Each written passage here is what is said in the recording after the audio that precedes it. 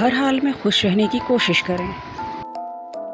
ایک چھوٹے سے الگ سے گاؤں میں ایک بوڑھی عورت رہتی تھی جس کا نام ماریا تھا۔ ماریا اپنے رحم دل اور اپنے پڑوسیوں کی مدد کی خواہاں ہونے کی وجہ سے جانی جاتی تھی،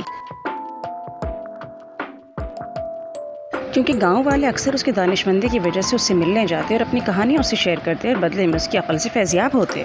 وہ اس کو کھانا اور دیگر ضرورت کا سامان فراہم کرتے اور اس بات کو یقینی بناتے کہ وہ کبھی بھوکی نہ رہے۔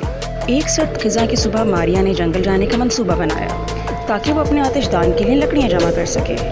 جیسے وہ جنگل کے اندر گھومی، اس کو کسی غیر معمولی چیز سے ٹھوکر لگی۔ ایک بڑا برتن جو آدھا زمین میں دفن تھا۔ متجسس ماریا نے اس پر سے مٹی جھاڑی اور برتن کو کھولا۔ اس کی حیرت میں وہ برتن چمکتے ہوئے سونے کے سکوں سے بھرا ہوا تھا۔ ماریا کے دل کو بہت خوشی ہوئی۔ اس نے ایک نئی زندگی کا تصور کیا جو آرام اور آسائشوں سے بھری ہوگی۔ اس نے خود کو ایک بہت بڑے گھر میں رہتے ہوئے سوچا، ایک بہت خوبصورت آتش دان کے پاس ایک نفیس کرسی پر بیٹھے ہوئے۔ پر ایک مسئلہ تھا۔ برتن ماریا کے لیے بہت بھاری تھا کہ وہ اس کو اکیلے اٹھا سکے۔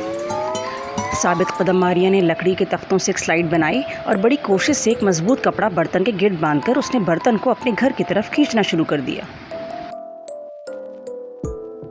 جیسے ہی وہ بھاری برتن کو گھسیٹنے لگی، اس نے کچھ عجیب چیز نوٹس کی۔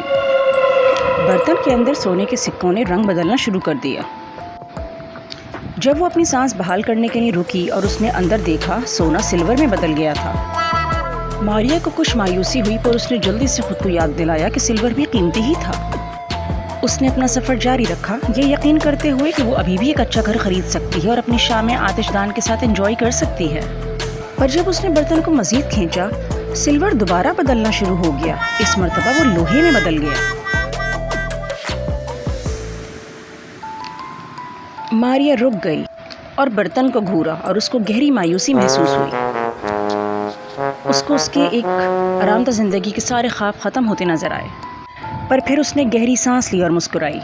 اس کو احساس ہوا کہ وہ برتن کے ملنے سے پہلے بہت خوش تھی، سادہ زندگی گزارتے ہوئے اپنے پڑوسیوں کے پیار اور حمایت کے ساتھ۔ جیسے وہ آرام کرنے کے لیے بیٹھی، ماریا نے طے کیا کہ وہ شکر گزار رہے گی اس سب کے لیے جو اس کے پاس ہے، نہ کہ یہ سوچے کہ اس نے کیا کھویا۔ اس نے اپنے چھوٹے آرام دہ گھر، گرما گرم کھانے جو اس کے پڑوسی اس کے لیے لاتے، اور وہ خوشی جو وہ دوسروں کی مدد کر کے حاصل کرتی کے بارے میں سوچا۔ وہ جانتی تھی کہ سچی خوشی دولت سے نہیں آتی، پر اپنے ارد گرد کے لوگوں سے پیار اور مہربان ہونے سے آتی ہے۔ ماریا نے برتن جنگل میں چھوڑا اور اپنی زندگی سے مطمئن واپس گھر لوٹی۔ اس شام جب وہ اپنے آتش دان کے پاس بیٹھی تھی، اپنی پرانی پر آرام دہ کرسی پر، اس نے اپنے دل میں اپنائیت اور گرم جوشی محسوس کی جو کوئی سونا اس کو کبھی لا کر نہیں دے سکتا تھا۔ ماریا نے اپنی زندگی ویسے ہی گزارنی جاری رکھی جیسے ہمیشہ سے تھی، اور اپنے ساتھ رہنے والوں کی مدد کر کے اور بدلے میں ان کا پیار پا کر۔ اور اس طرح ماریا نے ثابت کیا کہ سچی خوشی اپنے اندر سے آتی ہے، اور وہ مطمئن اور خوش رہی چاہے کیسے بھی حالات ہوں۔ اس نے ہر حال میں خوش رہنا سیکھ لیا تھا، جس نے اس کو امیر تر بنا دیا جو کیا ہی کوئی سونے کا برتن کبھی بناتا۔